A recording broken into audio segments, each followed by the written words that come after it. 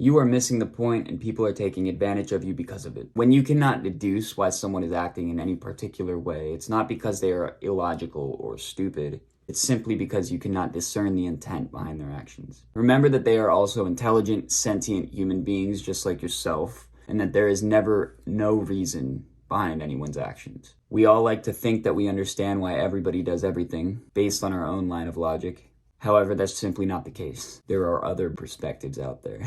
Most of the time, it would be wise to step back and look at the situation as a whole and view it with an objective point of view, almost as if you're not personally attached. Remember this, if you can find the true intentions behind anyone's actions, you will never be taken advantage of, ever.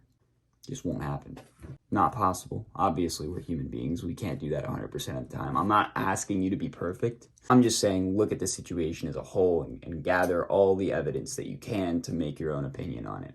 In my opinion, this is what defines intelligence. Some people get into relationships simply because, albeit subconsciously sometimes, need a emotional release valve for the emotions that they cannot handle themselves. While the intention is obvious now, it becomes incredibly hard to notice this in the moment or while you're in the midst of it. Even if all of the context clues point in one direction, abuse victims, God bless their souls, will stay in the relationship. This is due to the belief that their partner's actions are in some way meant to benefit them. However, this is a two-way street. For the scenario to be possible to begin with, it is at least half reliant on the victim to convince themselves that their partner's intent is meant to help them in some way. For example, when you are being gaslit, this only becomes possible due to the belief that the other person means what they say in the moments when they're contradicting their own claims. Now, at face value, these contradictions would not make sense. However, should you decide to take a step back and analyze the situation from an objective point of view, you would find it makes complete sense as to why they're leading you in opposing directions.